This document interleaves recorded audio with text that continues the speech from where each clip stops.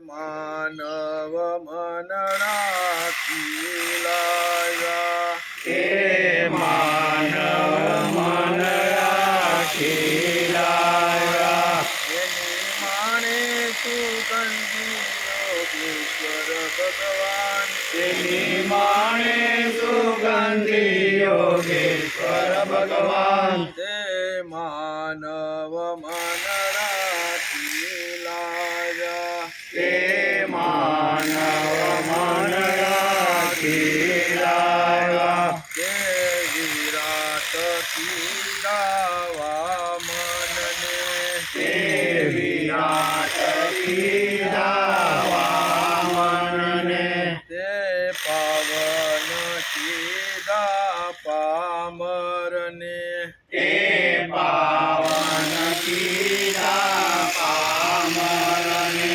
વળી સમજાયું માનવ માધવનું સંધાન વળી સમજાયું માનવ માધવનું સંતાન તે માનવ મનડા ખીલાવ્યા તે માનવ મનડા ખીલાયા એની માણે સુગંધી યોગેશ્વર ભગવાન એની માણે સુગંધી યોગેશ્વર ભગવાન તારા હૈયામાં વાસ કરે વનમાળી તારા હૈયામાં વાસ કરે વનમાળી આ સમજાવી માનવને વાત ન્યારી આ સંસારી માનવને વાતનારી માનવમાં મૂક્યો વિચાર આ મહાન તે માનવમાં મૂક્યો વિચાર આ મહાન તે માનવ મનડા ખીલાવ્યા તે માનવ મનડા ખીલાયા એની માણે સુગંધી યોગેશ્વર ભગવાન એની માણે સુગંધી યોગેશ્વર ભગવાન લઘુ ગુરુ ગ્રંથિથી પીડાતો લઘુ ગુરુ ગ્રંથિથી પીડાતો ભય ગ્રંથિથી બાપડો પીડાતો ભય ગ્રંથિથી બાપડો પીડાતો કર્યો માનવને મુક્ત દઈ ગીતાનું જ્ઞાન કર્યું માનવને મુક્ત દઈ ગીતાનું જ્ઞાન તે માનવ મનડા ખીલાવ્યા તે માનવ મનડા ખીલાયા એની માણે સુગંધી યોગેશ્વર ભગવાન એની માણે સુગંધી યોગેશ્વર ભગવાન હું કરતો નથી કઈ સમજતો નથી હું કરતો નથી કઈ સમજતો નથી કોઈ કૃતિ કરવાનું તજતો નથી તોય કૃતિ કરવાનો કરતો નથી આ સમજાયું સાચી ભક્તિનું વિજ્ઞાન આ સમજાયું સાચી ભક્તિનું વિજ્ઞાન તે માનવ મનડા ખીલાયા તે માનવ મનડા ખીલાયા એની માણે સુગંધી યોગેશ્વર ભગવાન એની માણે સુગંધી યોગેશ્વર ભગવાન તે માનવ મનડા ખીલાયા તે માનવ મનડા ખીલાયા સર્વ યોગા ઓમ ઓમ ઓમ ઓમ ઓમ ઓમ ઓમ ઓમ ઓમ ઓમ ઓમ ઓમ ઓમ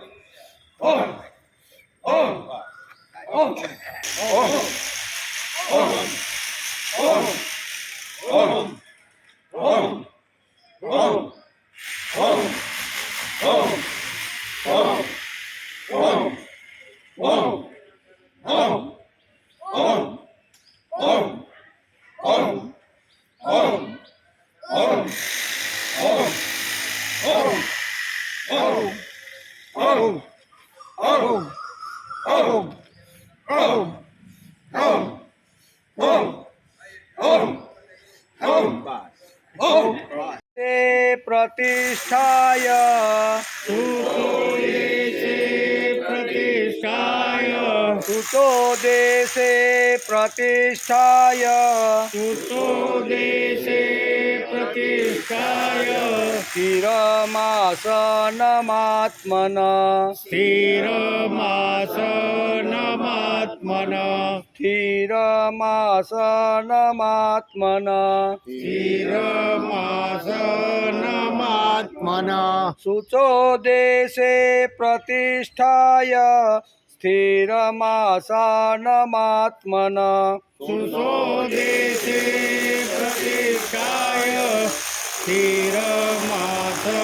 स्थिरमासनमात्मना નાત્યુશ્રિતમ નાસ્તિ નીચમ नात्युत्थितं नातिनीचं નાત્યુશ્રિતમ નાસ્તિ નીચમ नात्युत्थितं नातिशीतं શૈલાજીન કુશોતરમ शैलाजीन कुशोत्तरं શૈલાજીન કુશોતરમ शैलाजीन कुशोत्तरं નાત્યુશ્રિતમ નાતિ નીચમ શૈલાજીન કુશોતરમ नात्युत्थितं नातिनीचं शैलाजीन कुशोत्तरं શુચો દેશે પ્રતિષ્ઠાય સ્થિરમાસનમાત્મન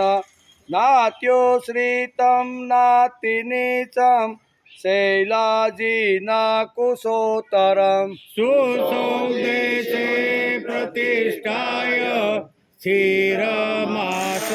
स्थिरमासनमात्मना नात्युत्थितं निर्तिशीतं शैलाजीन कुशोत्तमम् તત્રેકાગ્રમ મનઃ કૃત્વા तत्रैकाग्रं मनः कृत्वा તત્રેકાગ્રમ મનઃ કૃત્વા तत्रैकाग्रं मनः कृत्वा યત ચિતેન્દ્રિય ક્રિયા यत चितेन्द्रियक्रिया યત ચિતેન્દ્રિય ક્રિયા यत चितेन्द्रियक्रिया તત્રેકાગ્રમ મનઃ કૃત્વા યત ચિતેન્દ્રિય ક્રિયા तत्रैकाग्रं मनः कृत्वा यत चितेन्द्रियक्रिया ઉપવિશ્યાસને યુજ્યં उपविश्यासने युज्य ઉપવિશ્યાસને યુજ્યત उपविश्यासने युज्यत् અયો અયોગમાત્મવિશુદ્ધયે अध्योग ઉદ્યોગમાત્મવિશુદ્ધયે उद्योगमात्मविशुद्धये ઉપવિશ્યાવસે યુજ્યં ઉદ્યોગમાત્મવિશુદ્ધયે उपविश्यासने युज्य उद्योगमात्मविशुद्धये તત્રેકાગ્રમ મનઃ કૃત્વા યત ચિતેન્દ્રિય ક્રિયા ઉપવિશ્યાસને યુજ્ય ઉદ્યોગમાત્મવિશુદ્ધયે तत्रैकाग्रं मनः कृत्वा यत चितेन्द्रियक्रिया उपविश्यासने युज्य उद्योगमात्मविशुद्धये હવે 11-12 શુચો દેશે પ્રતિષ્ઠાય સ્થિરમાત્મન નાન્યો શ્રીતમ નાતિ નીચમ શૈલાધીન કુશોતરમ તત્રેકાગ્રમ મન કૃત્વા યત સીતેન્દ્રિય ક્રિયા ઉપવિશ્યાસને યોજ્ય ઉદ્યોગમાત્મવિશુદ્ધે હરિ ઓમ. વસુદેવસુતં દેવં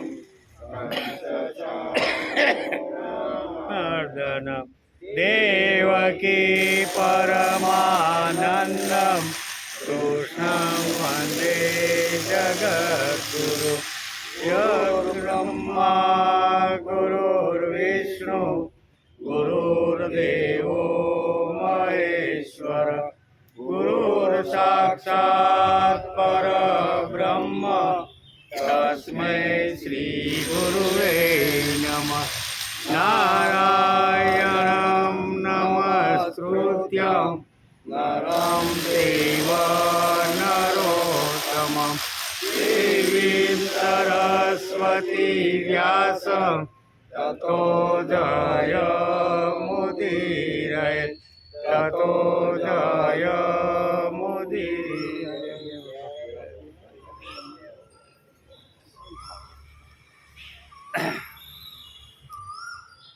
તત્રેકાગ્રમ મન કૃત્વા યત ચિતેન્દ્રિય ક્રિયા ઉપાવિશ્યાસ્તે યુજ્યત ઉદ્યોગમાત્મવિશુદ્ધયે તત્ર આસને ઉપવિશ્ય યત ચિતેન્દ્રિય ક્રિય તે આસન ઉપર બેસીને ચિત્ત અને ઇન્દ્રિયોની ક્રિયાઓને વશમાં રાખવી. મન એકાગ્રમ કૃત્વા મનને એકાગ્ર કરીને આત્મશુદ્ધયે યોગમ યુજ્યા એટલે અંતઃકરણની શુદ્ધિ માટે યોગનો અભ્યાસ કરવો. એમ આ શ્લોકની અંદર ભગવાન આ રીતે આપને સમજાવે છે. શ્રીમદ ભગવદ્ ગીતા ચિંતન શરૂ થયું એનો 299મો દિવસ આજે. ગઈકાલે આપણે 6થા અધ્યાયના 11મા શ્લોકને નમસ્કાર કર્યા. એમાં ભગવાને આખી ધ્યાન કરવાની વિધિ આખી સમજાવી છે.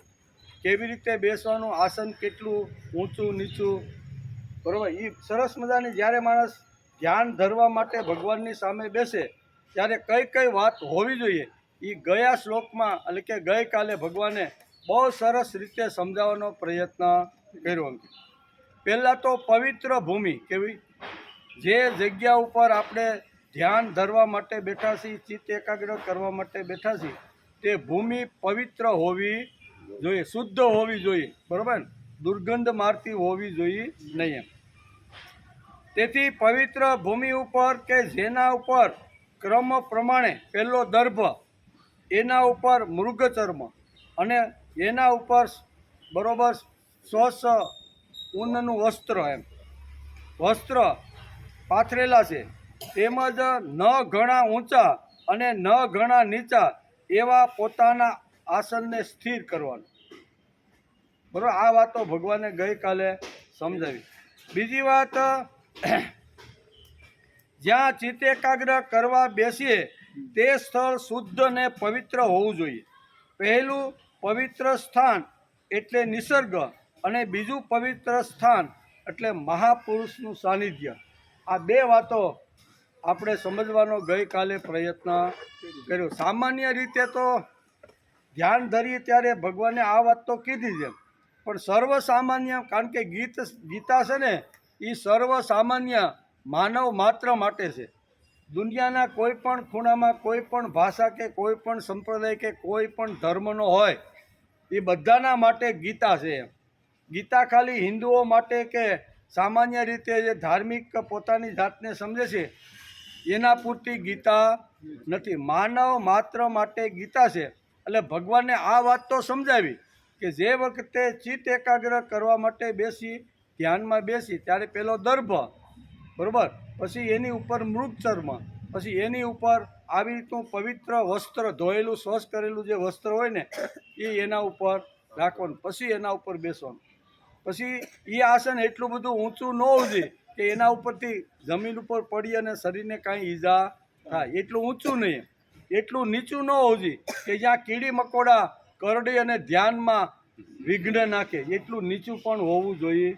આટલી સ્પષ્ટતા ભગવાને ગઈકાલે આ શ્લોકની અંદર કરી. ભગવાને આખા વિશ્વને આ વાત કહેવાની છે. તેથી ઘણીવાર પ્રશ્ન થાય, દાદા પાંડુરંગ શાસ્ત્રી કે માનો કે ગીતામાં આટલી જ વાતો લખી છે, આસન કેવી રીતે રાખીને ધ્યાન ધરવું, પણ માનો કે વિદેશના જે પાશ્ચાત્ય લોકો છે, જે વૈદિક સંસ્કૃતિને બહુ માનતા નથી, એવા લોકો એમ કે ભાઈ અમે તો ચર્ચમાં, અમારો દેવ તો ચર્ચની અંદર છે ને અમારો દેવ તો ઉપર છે, અમે બીજા કોઈ દેવને માનતા નથી. અમારે જો ચિત્ત એકાગ્ર કરીને જો ભક્તિ કરવાની હોય તો અમે શું ટેબલ ઉપર કે ખુરશી ઉપર બેસીને ધ્યાન ન ધરી શકીએ? ભગવાન કે ધરી શકાય, એમાં કંઈ પણ વાત આપી છે સૂચે દેશે પ્રતિષ્ઠા, એવો શબ્દ ભગવાને. કોઈ પણ જગ્યા લ્યો તો એ જગ્યા પવિત્ર હોવી જોઈએ.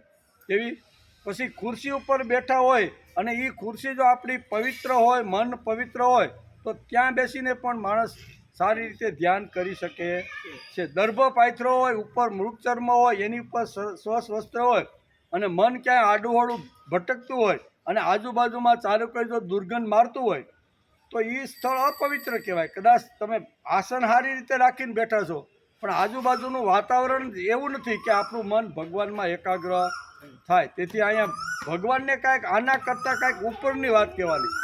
એટલે આસનની ને આ વાત તો બધી એણે સમજાવી કે ભાઈ આ રીતનું આસન હોય, આ રીતની બેઠક હોય, આ રીતનું ઊંચા, એ બધી. પણ એની સાથે સાથે એ કીધું કે જે જગ્યા ઉપર માણસ ચિત્ત એકાગ્ર કરવા માટે બેસે એ જગ્યા પવિત્ર હોવી જોઈએ. મૂળ વસ્તુ ભગવાને આ શ્લોકની અંદર કહેવાની વાત આ હતી. તેથી શ્રીમદ ભગવદ્ ગીતાનો અને અસીમ છે. કેવો શ્રીમદ ભગવદ્ ગીતાનો જે મહિમા છે એ અગાધ અને અસીમ છે. આ ભગવદ્ ગીતા ગ્રંથ પ્રસ્થાન ત્રયનો માનવામાં આવે છે. પ્રસ્થાન ત્રયમાં જેને સ્થાન મળ્યું છે એ આપણી શ્રીમદ ભગવદ્ ગીતા છે. પ્રસ્થાન ત્રય આપણા ત્રણ મોટામાં મોટા ગ્રંથો, મોટામાં મોટા શાસ્ત્રો છે, એને પ્રસ્થાન ત્રય કહેવામાં આવે છે. એક તો શ્રીમદ ભગવદ્ ગીતાને પણ પ્રસ્થાન ત્રયમાં સ્થાન આપવામાં આવ્યું છે. બીજું ઉપનિષદો આપણા જે બધા છે એને પણ પ્રસ્થાન ત્રયની અંદર સ્થાન આપવામાં આવ્યું છે. અને ત્રીજી વાર છે બ્રહ્મસૂત્રો. બ્રહ્મસૂત્રો છે એને પણ પ્રસ્થાન ત્રયમાં સ્થાન આપવામાં આવ્યું છે. એટલે કોઈ આપણે પૂછે કે ભાઈ પ્રસ્થાન ત્રય એટલે હું, શાસ્ત્રમાં પ્રસ્થાન ત્રય કોને કીધું છે, તો આપણે કહી શકીએ કે ઉપનિષદ, બ્રહ્મસૂત્ર અને શ્રીમદ ભગવદ્ ગીતા, આ ત્રણ શાસ્ત્રો છે એને આપણે પ્રસ્થાન ત્રય કહી સહી. અને એવી પ્રસ્થાન ત્રયમાં રહેલી શ્રીમદ ભગવદ્ ગીતાનો અભ્યાસ આપણે આજે 299 દિવસથી કરતા રહેલા સહી. એમ તેથી શ્રીમદ ભગવદ્ ગીતાનો મહિમા અગાધ અને અસીમ છે. આ ભગવદ્ ગીતા ગ્રંથ પ્રસ્થાન ત્રય માનવામાં આવે છે. મનુષ્ય માત્રના ઉદ્ધાર માટે 3 રાજમાર્ગો ભગવાને શાસ્ત્રોની અંદર બતાવ્યા છે. કેવા 3 રાજમાર્ગો છે?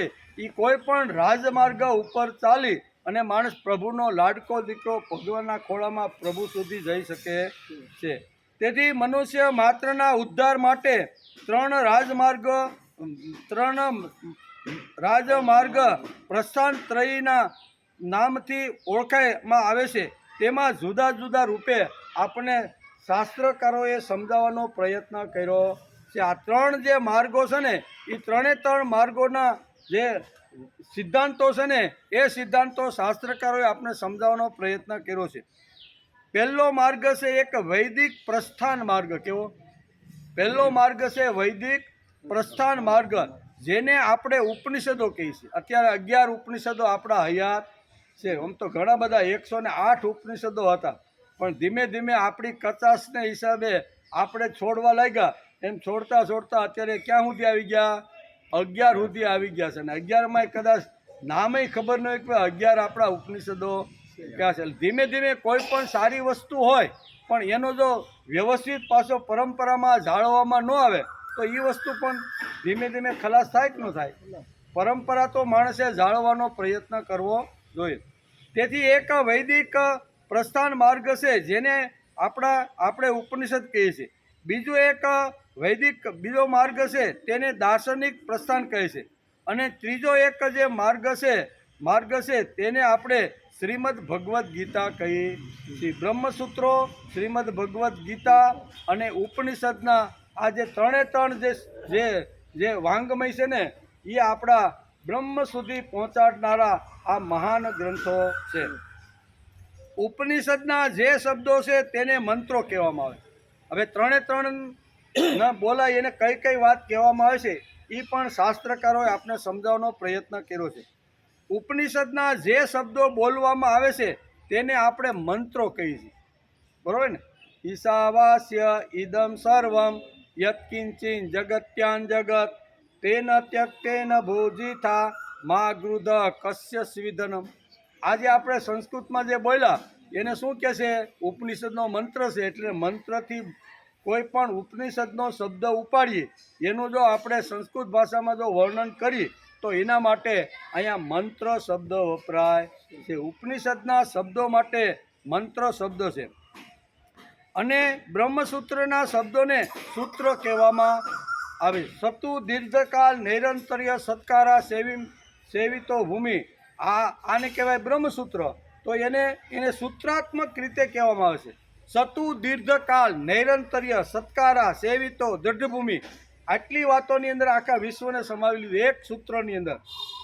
સતુ દીર્ઘકાળ નૈરંતર્ય, કોઈ પણ સારું કામ હોય, પવિત્ર કામ હોય, દિવ્ય કામ હોય ને, સતુ દીર્ઘકાળ લાંબા કાળ સુધી એની અંદર મન મૂકીને એ કાર્ય કરવાનો પ્રયત્ન કરવો. સતુ દીર્ઘકાળ નૈરંતર્ય સત્કારા સેવિતો દૃઢભૂમિ, બરોબર દ્રઢ નિશ્ચય રાખી અને એ વાતને સમજવાનો લાંબા કાળ સુધી પ્રયત્ન કરવો જોઈએ. એટલે આપણે એને સૂત્ર કહીએ છીએ, સૂત્ર કહેવામાં આવે છે. અને ભગવદ્ ગીતાના જે શબ્દો છે તેને આપણે શ્લોક કહેવામાં આવે છે. તેથી આપણે રોજ 2 શ્લોકનું જે પારાયણ કરીએ છીએ ને એ શ્રીમદ ભગવદ્ ગીતાના એ શ્લોકો કહેવાય, ઉપનિષદના મંત્રો કહેવાય.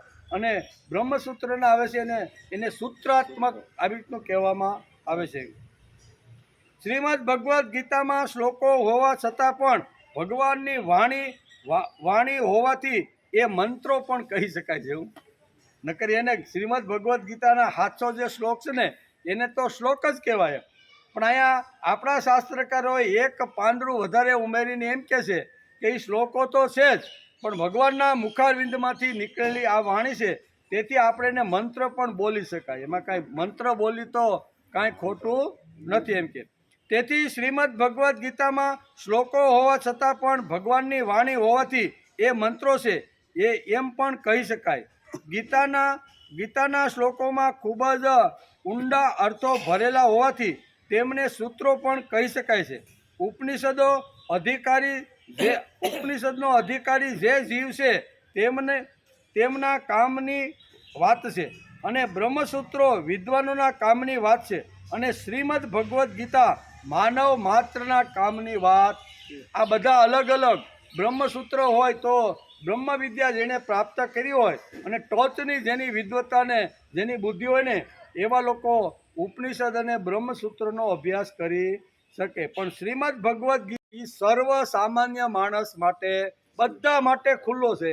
એને નાનો હોય, મોટો હોય, વિદ્વાન હોય, અવિદ્વાન હોય, ગમે તેવો હોય, પણ એ હળવી ભાષાની અંદર 700 શ્લોકો જે વેદવ્યાસે વણ્યા છે અને ભગવાનના મુખારની જે વાણી છે ને એ સર્વ સામાન્ય માણસ માટે છે.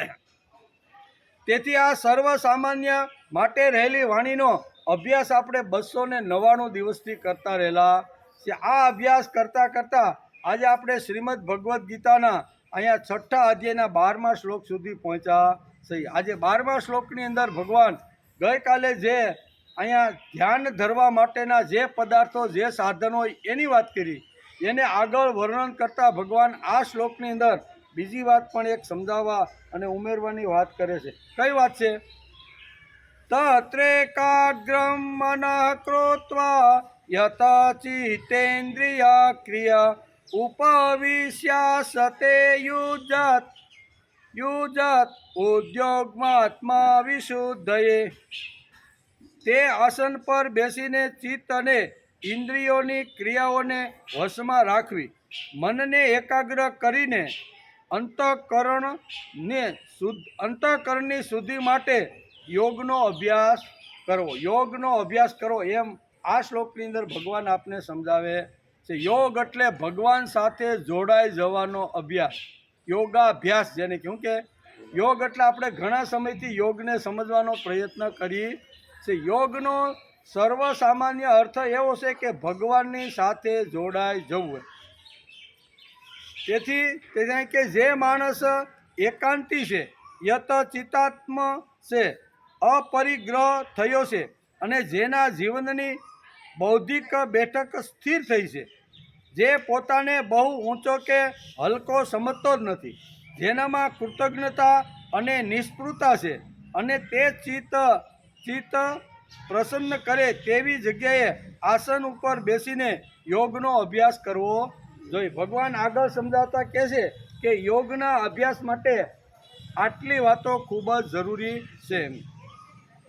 યોગ એટલે ભગવાન જોડે સંબંધ બાંધવાનો, ભગવાન સાથે જોડાઈ જવું. તેનું આ વર્ણન ભગવાને 11 થી 13 શ્લોક એટલે 3 શ્લોકની અંદર ભગવાને આ યોગનું વર્ણન, ભગવાન સાથે જોડાવા માટે સાધનો, આસનો, ઊંચા નીચા સ્થાનો, આ બધી વાતો ભગવાને 3 શ્લોકની અંદર કીધી છે.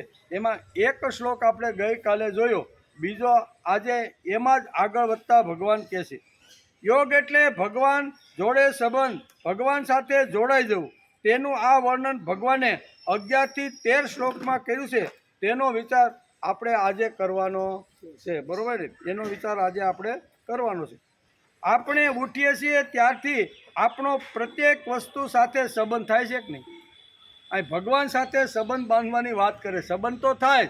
આપણે સવારમાં ઉઠ્યા એટલે પહેલો સંબંધ આપણે ચાની રકાબી સાથે થાય. પહેલો સંબંધ કેવો થાય કે નહીં?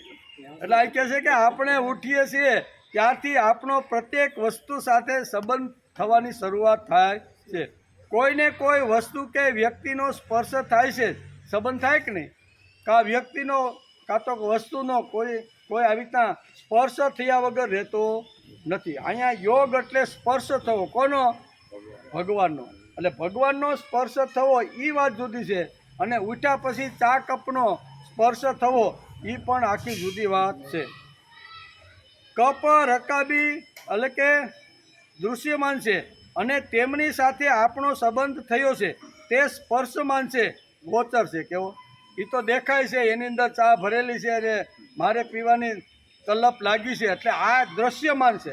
સામે પડેલી જે વસ્તુ છે ને એ આપણે જોઈ શકીએ છીએ અને એની સાથે સંબંધ માણસ ઝડપથી બાંધી શકે છે. પણ જે અદૃશ્ય છે, જે દેખાતું જ નથી, એની સાથેનો સંબંધ બાંધવો ખૂબ જ કઠણ છે. કઠણ છે ને? જે દેખાય નહીં એની સાથે કેમ સંબંધ બાંધવો? આ તો વ્યવહાર હોય, કામ ધંધો નોકરી, એની સાથે આપણો સંબંધ ઝડપથી થાય છે. એનું કારણ એ બધા દ્રશ્યમાન છે, ગોચર છે. એકાદ બગીચામાં ફૂલ જોયું, આપણે તે ફૂલ ઉપાડીએ તો ફૂલની સાથે આપણો યોગ થયો ગણાય. સીધું સાધું છે ને? બગીચામાં કોઈ ફરવા માટે ગયા હોય, સરસ મજાનો બગીચો હોય, અલગ અલગ ટાઈપના ફૂલો હોય ને એકાદો ફૂલો આપણે સૂંઘવાનો હતા, બટન હોલમાં નાખવાની ઈચ્છા થઈ તો એની સાથે આપણો સંબંધ થયો, એ ફૂલને આપણે ઉપાડ્યું અને ફૂલની સાથે આપણો યોગ થયો એમ કહેવાય. યોગ સંસ્કૃત શબ્દ છે, એનો થાય સંબંધ. ફૂલની સાથે મારો સંબંધ થયો કારણ કે એ દ્રશ્યમાન છે, જોઈ શકું છું, સ્પર્શ કરી શકું છું. પણ એક એવી વસ્તુ ભગવાને આપણા શરીરની અંદર જે મૂકી છે ને એ અદૃશ્યમાન છે, અને અદૃશ્યમાન સાથે સંબંધ બાંધવો ખૂબ જ અઘરો છે ને? જોયું નથી એની સાથે કેમ સંબંધ બાંધવો ભાઈ? બરાબર? એ તો રૂક્ષ્મણી જેવી રૂક્ષ્મણી હોય કે મેં જોયા નથી છતાંય કૃષ્ણને મારે પતિ તરીકે આવી તો એ કોઈ આવી મહાન વિરલ વ્યક્તિઓ કોઈ હોય ને એ જોયા વગર અને એના ગુણો સાંભળ્યા પછી એની અંદર એ પોતાનું સર્વસ્વ અર્પણ કરી દે છે. પણ અહીંયા તો જોયું ન હોય તો એની સાથે સંબંધ કેમ બાંધી શકાય? રૂક્ષ્મણીએ ભગવાનને જોયા હતા? જોયા નહોતા. બ્રાહ્મણો પાસેથી જ્યારે એના પિતાની ઘરે આવતા રાજની અંદર, ત્યારે બ્રાહ્મણો વિદ્વાન પુરુષો આવતા અને અહીંયા દ્વારકાના કૃષ્ણની વાત કરતા. એ કેવા આવી રીતનો કે અમે ફરતા ફરતા એવા દ્વારકામાં રોકાણા. એક યુવાન બહુ સારો છે, ગુણોમાં સારો છે, રૂપાળો છે, બહુ કર્તૃત્વવાન છે, શક્તિશાળી છે, બળવાન છે, શૌર્યવાન છે. આવા ઘણા બધા આવા ગુણોનું વર્ણન બ્રાહ્મણો પાસે અહીંયા શું કહેવાય રૂક્ષ્મણીના પિતા પાસે બેસીને જ્યારે બ્રાહ્મણો વર્ણન કરતા ત્યારે આ સાંભળતી કોણ? રૂક્ષ્મણી. એટલે એને મનથી નક્કી કરી નાખ્યું, જોયા તો નથી એમ. રૂપ કેવું છે? આ તો રૂપનું વર્ણન સાંભળીને શૌર્યને આવું કરતું તો સમજ્યું કે નહીં. પણ આપણી એટલી કક્ષા નથી રૂક્ષ્મણી જેટલી.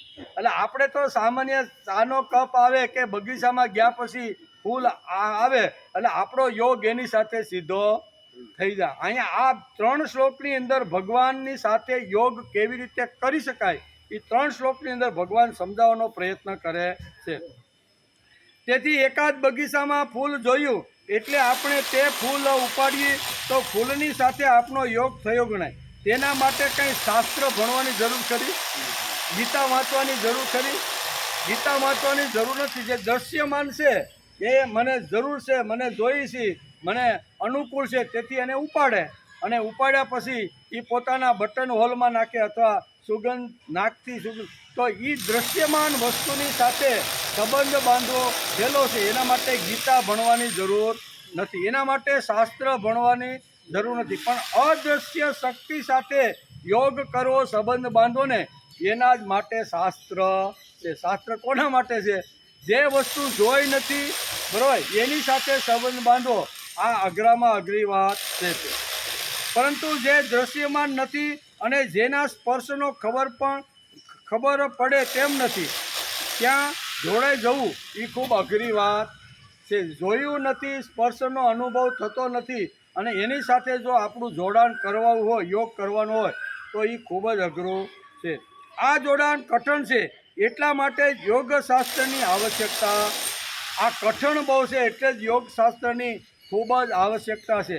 ચાના કપની અથવા બગીચાના ફૂલની સાથે યોગ કરવો એમાં કાંઈ બહુ અઘરી વસ્તુ નથી એમ કે તે યોગ કઈ રીતે કરવાનો તે ભગવાન અહીંયા 3 શ્લોકની અંદર સમજાવે. 11, 12 અને 13 આ 3 શ્લોકની અંદર ભગવાન સાથે જે અદૃશ્ય શક્તિ છે, જેને મેં જોયા પણ નથી, એની સાથે મારે સંબંધ બાંધવો છે, એની સાથે યોગ કરવો છે. તો એની વાતો આ 3 શ્લોકથી ભગવાન આપને સમજાવવાનો પ્રયત્ન કરે છે. તે યોગ કઈ રીતે કરવાનો તે વાત ભગવાને 6ઠા અધ્યાયના 12મા શ્લોકમાં કહી સરસ રીતે બહુ સમજાવવાનો પ્રયત્ન કર્યો. કેવી રીતે કરાય? તો કે તે આસન ઉપર બેસીને, ગઈકાલે આપણે જે વાત કરી, દર્ભ લેવાનું, એની ઉપર મૃગ ચર્મ લેવાનો, એની ઉપર સુંદર મજાનું રેશમી કપડું પાથરવાનું, જગ્યા બહુ ઊંચી નહીં, જગ્યા બહુ નીચી નહીં, એવા સ્થાન ઉપર પવિત્ર જગ્યા ઉપર બેસી અને માણસે ચિત્ત એકાગ્ર કરવા માટે, ધ્યાન ધરવા માટે બેસવું જોઈએ. એ જ વર્ણન કરતા ભગવાન આગળ 12મા શ્લોકમાં આ જ વાત આગળ હકાવે. શું કહે છે? તે આસન ઉપર બેસીને ચિત્ત અને ઇન્દ્રિયોની ક્રિયાઓને વશમાં રાખી.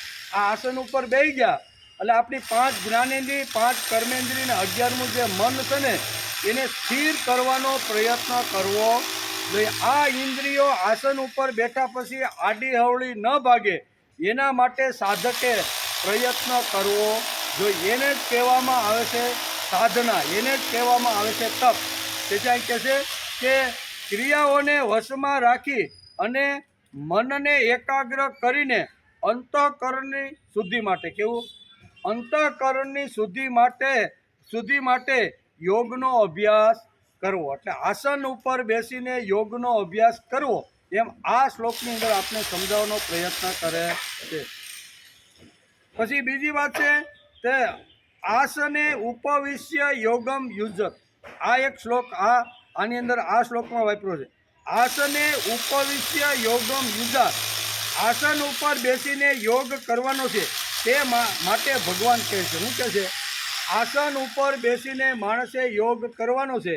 એ યોગ કેવી રીતનો કરવાનો છે ને, એ ભગવાન આ 6થા અધ્યાયના 12મા શ્લોકની અંદર ભગવાન આપણને સમજાવે છે. તેનો આજે આપણે ધ્યાનપૂર્વક મન મૂકીને આપણે સાંભળી અને આ યોગ આપણે આપણી ઘરે કાયમ કરી શકીએ એનો વિચાર માણસે આ શ્લોક સાંભળ્યા પછી કરવાનો. ભગવાન કહે છે તત્રે કાગ્રમ. પહેલો શબ્દ આ શ્લોકમાં વાપર્યો હું, તત્રે કાગ્રમ મન. તત્રે કાગ્રમ મન તૂટવા એટલે કે તેમાં મન એકાગ્ર કરવાનો.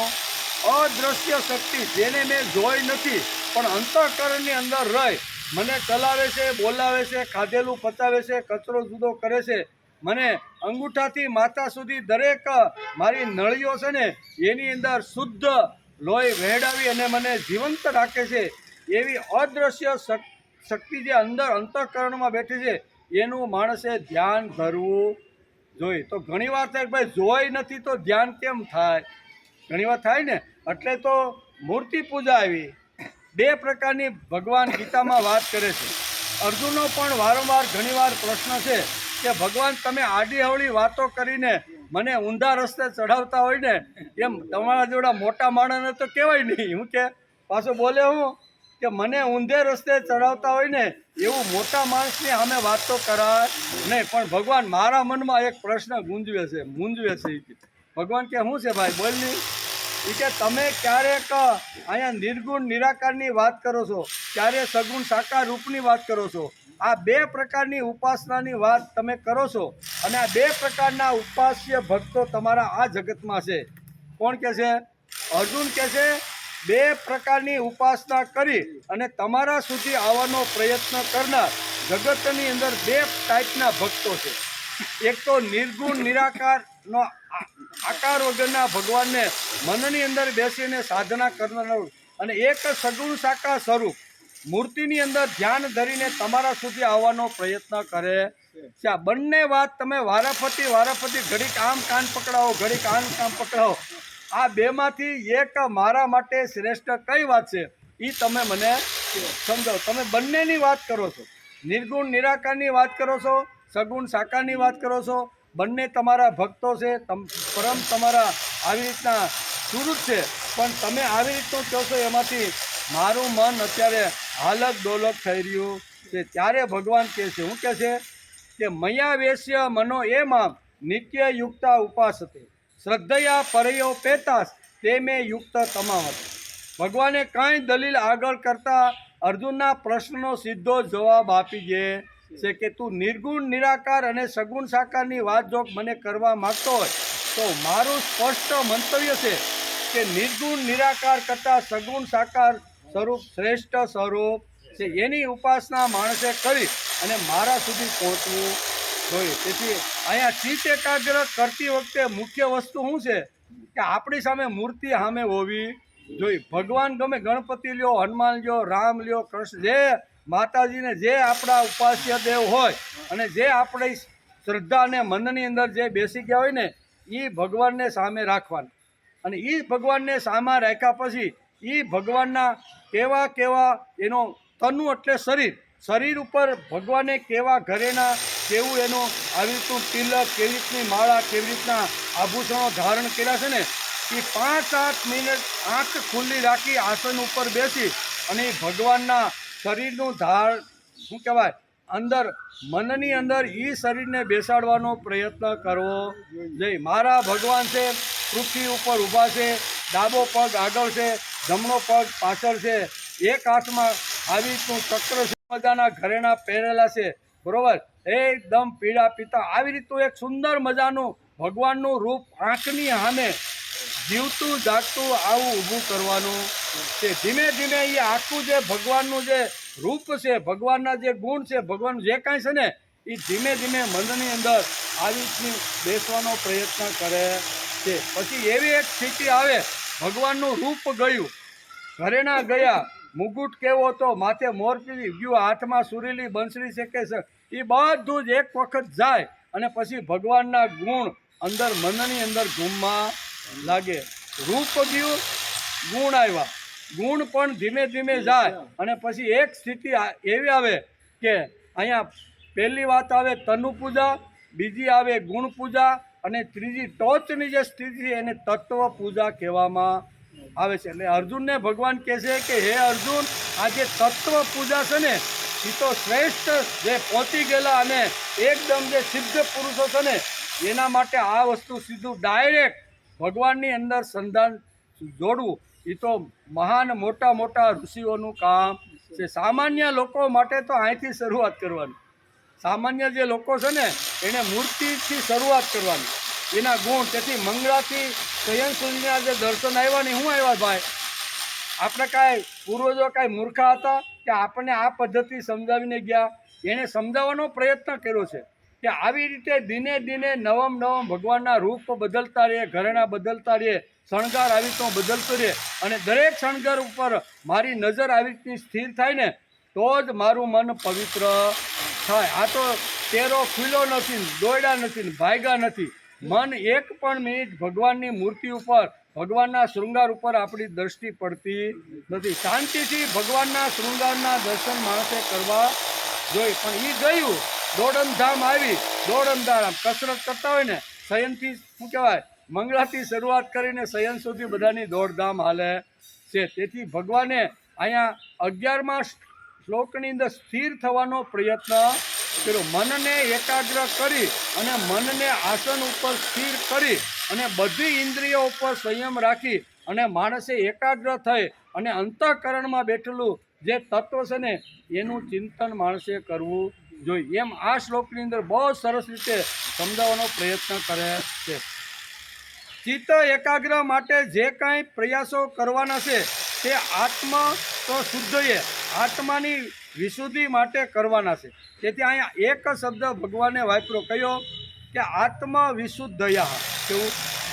આત્માની શુદ્ધિ માટે જે કાંઈ આપણે પ્રયત્ન બધા કરીએ એ આત્માની વિશુદ્ધિ માટે કરવાના છે. તો વળી પ્રશ્ન પાછો ઊભો થાય, બરાબર? આપણે એમ થાય કે આત્માની શુદ્ધિ માટે જો પ્રયત્ન કરવાના હોય તો એટલે હું એમ કે આત્મા તો શુદ્ધ જ છે ભાઈ, તો પ્રયત્ન ક્યાં કરવાના? એક બાજુ આપણા નૈયાયકો એમ કહે છે કે આત્માની શુદ્ધિ માટે માણસે ચિત્ત એકાગ્ર કરીને પ્રયત્ન કરવો જોઈએ. તો બીજી વસ્તુ આપણે એ લાગે કે આત્મા તો અંદર શુદ્ધ છે, ચિદાનંદ રૂપ શિવોહમ, એને કોઈ લાગતું વળગતું નથી. અહમ નિર્વિકલ્પો નિરાકાર રૂપો, અંદર આત્મો કેવો છે? એને દુનિયાની કોઈ દુનિયાવી વસ્તુનો એના ઉપર કોઈ અસર કે પ્રભાવ પડતો નથી. આવો આત્મા છે અને એ શુદ્ધ છે. તો અહીંયા તો એમ કે આત્માની શુદ્ધિ માટે, અંતઃકરણની શુદ્ધિ માટે માણસે ચિત્ત એકાગ્ર કરીને ભક્તિ કરવી જોઈએ. તો બીજો પ્રશ્ન એ આવે કે આત્મા તો શુદ્ધ જ છે, જે અશુદ્ધ હોય તેને શુદ્ધ કરવાના હોય, પણ શુદ્ધ જ હોય એને તમારે શુદ્ધ કેવી રીતે કરો? અશુદ્ધ વસ્તુ હોય તો એના માટે શુદ્ધિકરણ ખૂબ જરૂરી છે, બરાબર ને? આપણે કોઈ જગ્યાએ ગયા હોય અને પછી આપણે સ્નાન કરીને આવીએ ત્યારે અગરબત્તી આપે. કોઈને મયતમાં ગયા હોય શમશાન યાત્રામાં તો એ કરીને નાય ધોઈને તો આવ્યા જોઈએ આપણે, પણ છતાં આપણે નવડાવે ને પછી અગરબત્તી આપે, ધૂપ આપે, એ શું કરે છે ભાઈ? એ આપણા શરીરની શુદ્ધિકરણ માટે છે. એટલે અશુદ્ધ હોય તેને શુદ્ધ કરી શકાય, પણ જે શુદ્ધ જ છે એને શુદ્ધ કેવી રીતે કરી શકાય? પાછો બીજો પ્રશ્ન આ આવે. તેથી અશુદ્ધ હોય તેને શુદ્ધ કરવાના હોય. ઉલટું જીવાત્મા અને પરમાત્મા બંને એક જ છે. જીવાત્મા પરમાત્મા જેટલો શુદ્ધ છે. કેવો? જીવાત્મા પરમાત્મા જેટલો શુદ્ધ છે તો વિશુદ્ધ શું કરવાનું? પ્રશ્ન અહીંયા આવે છે. પણ ભગવાન તો લખ્યું છે કે અંતઃકરણને શુદ્ધ કરો. અંદર રહેલો અંતઃકરણ છે ને, તો બે વાતોથી આપણને પણ, જેમ અર્જુનને ગડબડ ઘણીવાર શરૂ થાય છે તેમ આપણને પણ થાય છે.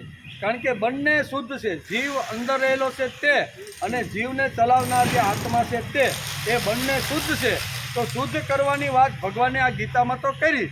તો અહીંયા પ્રશ્ન એ થાય છે કે આત્માના શુદ્ધિકરણ માટે ભગવાને જે આત્મા શબ્દ જે વાપર્યો છે એ કોના માટે વાપર્યો છે? તો આત્મા શબ્દ મન અને બુદ્ધિ માટે વપરાયેલો છે. અહીંયા જીવ અને શિવની માટે વપરાયેલો નથી. કોના માટે? મન બુદ્ધિની વાત કરે છે. આત્માનો એક અર્થ થાય છે મન, આત્માનો એક બીજો અર્થ થાય છે બુદ્ધિ. આપણે આગળ જોયું ને કે આવા ઘણા બધા અર્થો અહીંયા આત્મા માટે વપરાય છે. તેથી માણસ મન અને બુદ્ધિના તાબામાં હોય છે અને મન અને બુદ્ધિ વાસનાના તાબામાં હોય છે. શું હોય છે? માણસ મન અને બુદ્ધિના તાબામાં હોય. કેવું? મન અને બુદ્ધિના તાબામાં માણસ હોય અને મન અને બુદ્ધિ વાસનાના કબજામાં હોય. કેવી? મન અને બુદ્ધિ વાસનાના કબજામાં હોય છે. તેમાંથી છોડાવવાનો પ્રયત્ન કરવાનો. અંતઃકરણ શુદ્ધ કરવાનું એટલે મારું જે મન છે, મારી જે બુદ્ધિ છે, એ વાસનાના શું કહેવાય, વાસનાની અંદર આવી રીતની એટલે કે વાસનાના કબજામાં છે, તેને છોડાવવાનો પ્રયત્ન એટલે અંતઃકરણની શુદ્ધિ. શુદ્ધ થયેલા આત્માને શુદ્ધ કરવાની વાત અહીં કેમ કરી છે? પણ આત્માનો એક અર્થ શાસ્ત્રકારોએ અહીંયા આપણને આપ્યો છે કે એનો મન અને બુદ્ધિ બે અર્થ એના થાય છે. તેમાંથી તેને મુક્તિ આપવાની છે. વાસનાના કબજામાંથી મન અને બુદ્ધિને મુક્ત કરવાના. વાસનાની અંદર જે મન અને બુદ્ધિ આપણા બંને લપેટાઈ ગયા છે ને, એને બહાર કાઢવાનો પ્રયત્ન કરવાનો છે, એમ આ શ્લોકની અંદર કહે છે. વાસનાના કબજામાંથી જેમ જેમ બુદ્ધિ છૂટતી જશે તેમ તેમ તે શુદ્ધ થતી જશે અને ભગવાન પર વિશ્વાસ વધતો જશે. મન અને બુદ્ધિના આ કબજામાં રહેલો જે આત્મા છે, એને જે છોડાવવાનો હોય તો હળવે હળવે એને પ્રયત્ન કરવો પડશે. ભગવાન માટે હૃદયમાં ઉમળકો આવશે અને હૃદયમાં ભીનાશ આવશે. જો હળવે હળવે ધીમે ધીમે આ સંકટમાંથી મન અને બુદ્ધિને જો મુક્ત કરવાના હશે ને, અને ધીમે ધીમે જો આવી રીતના મુક્ત થશે ને, તો હૃદયમાં ઉમળકો આવશે અને હૃદયમાં પાછી ભીનાશ ઊભી થશે.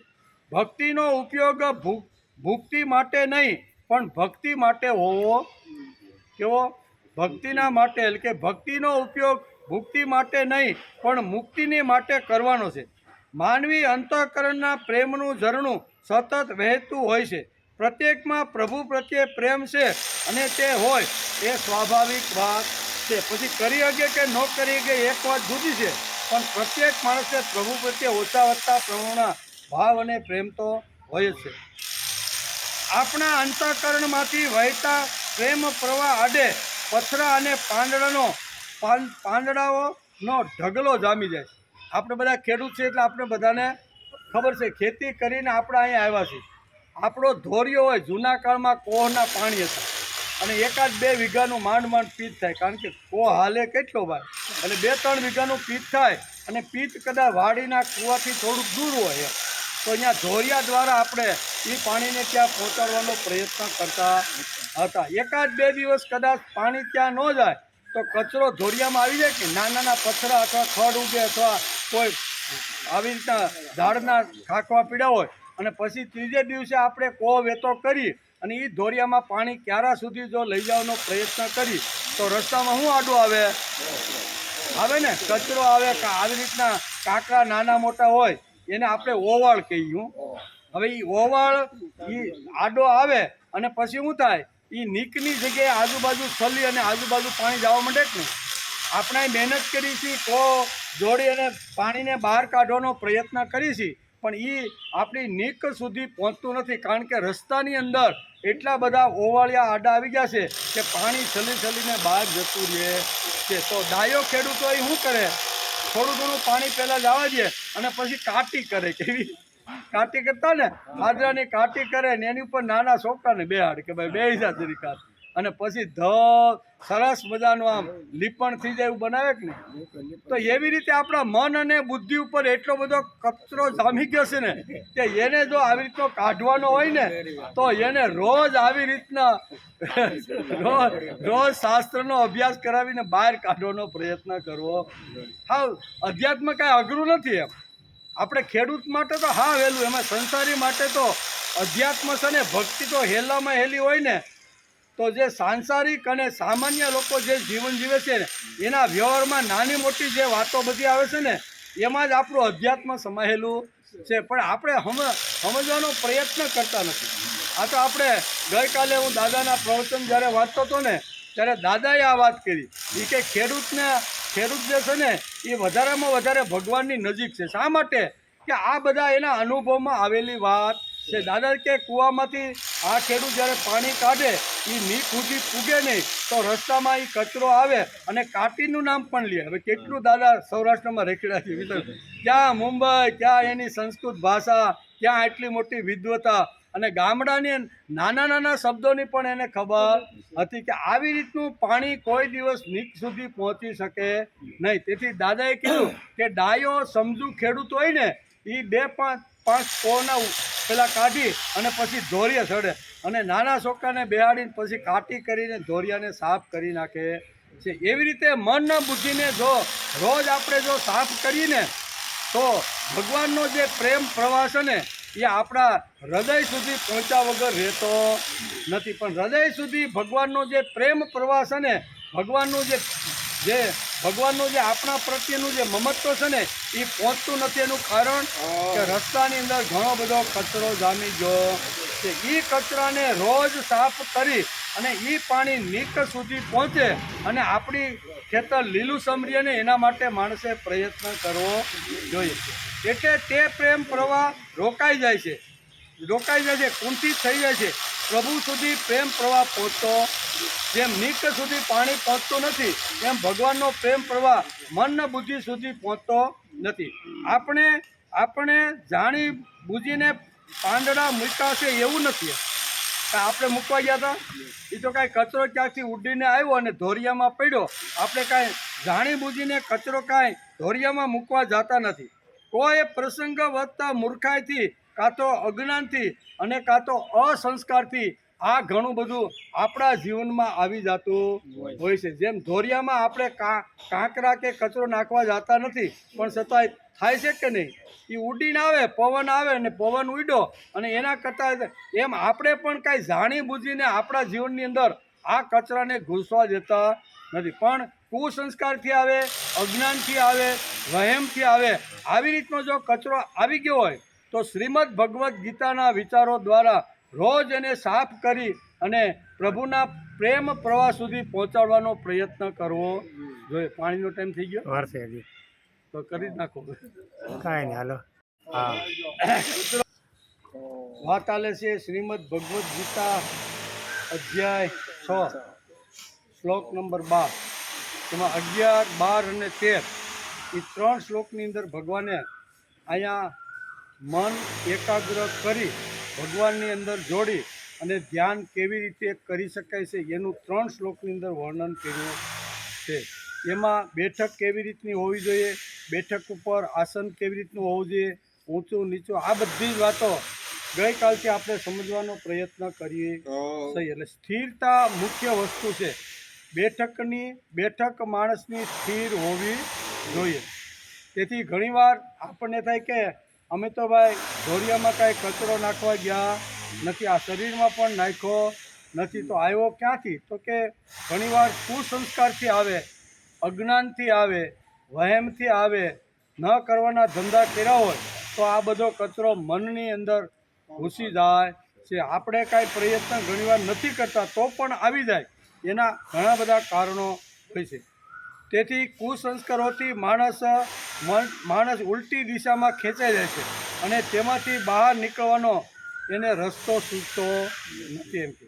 અને પછી તે પોતે જે સારો જ છે એમ મનથી સમાધાન પોતે સારો છે એમ મનથી સમાધાન લેશે.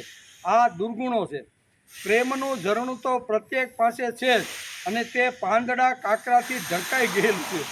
બધા પાસે છે તો પ્રવાહ તો છે જ, પણ આવી રીતના કાંકરા અને પાંદડાથી એ ઓવાળ વચ્ચે આવી ગયેલો છે. તેથી એ કે પ્રેમનું ઝરણું તો પ્રત્યેક પાસે છે જ અને તે પાંદડા કાંકરાથી ઢંકાઈ ગયું છે. તે ભગવાન પણ સમજે છે. ભગવાનને કાંઈ નથી ખબર પડતી એવું ભગવાન પણ સમજે છે. કોઈ વખત આપણે એકલા બેસીએ ત્યારે વિચાર પણ આવે છે કે ભગવાને આપણું કશું જ બગાડ્યું નથી તો તેના માટે પ્રેમ કેમ થતો નથી? સજ્જન માણસને ઘણીવાર વિચાર આવે કે ભગવાને આપણું કાંઈ બગાડ્યું તો નથી ને. પ્રેમ અને ભાવ રાખીને રોજ આપણી પાસે આવી અને આપણે ઘણી બધી વસ્તુ ન માગતા આપે છે કે નહીં? તો ભગવાને તો આપણું કાંઈ બગાડ્યું નથી, છતાં ભગવાન ઉપર મારો પ્રેમ કેમ થતો નથી? આવા પ્રશ્નો ઘણીવાર માનવ મનની અંદર આવી રીતના ઉછળતા હોય છે. આંતરડું કેમ તૂટતું નથી? કે પછી આપણો પ્રેમ પ્રવાહ બંધિત થઈ ગયો છે કે ઢકાઈ ગયો છે? નદી વેગેન શુદ્ધ્યતિ, એમ આપણી સંસ્કૃત સાહિત્યમાં કહેવામાં આવ્યું છે કે નદી વેગેન શુદ્ધ. નદી જે વેગવાન હોય ને એ જ નદી શુદ્ધ રહી શકે. બંધિયાર નદી કોઈ દી શુદ્ધ હોતી નથી. તેથી કબીર જેવા મહાપુરુષે સંતે પણ પોતાની વાણીમાં લખ્યું છે. શું લખ્યું છે?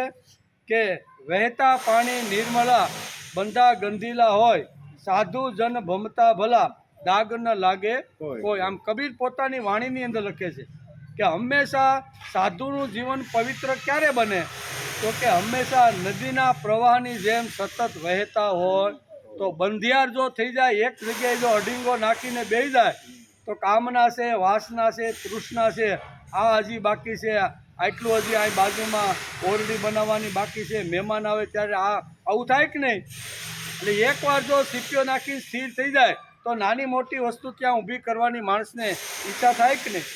તેથી કબીર જેવા સંત આપણે કહે છે કે વહેતા પાણી નિર્મળા. વહેતું પાણી છે ને એ હંમેશા નિર્મળ, શુદ્ધ અને પવિત્ર હોય છે. વહેતા પાણી નિર્મળા, બંધા ગંધીલા હોય. બંધિયાર હંમેશા એની ઉપર ઘણા બધા જીવજંતુઓ આટા મારતા હોય, શેવાળ બાજી ગયેલો હોય, ગમે તેવી ગંદી વસ્તુ પડી હોય, પાણી કોવાઈ ગયેલું હોય, દુર્ગંધ મારતું હોય. શા માટે? તો કે બંધાયેલું છે. એટલે બંધાયેલું જીવન માણસનું હોય તો આ બધો કચરો ઘૂસે. કેવો?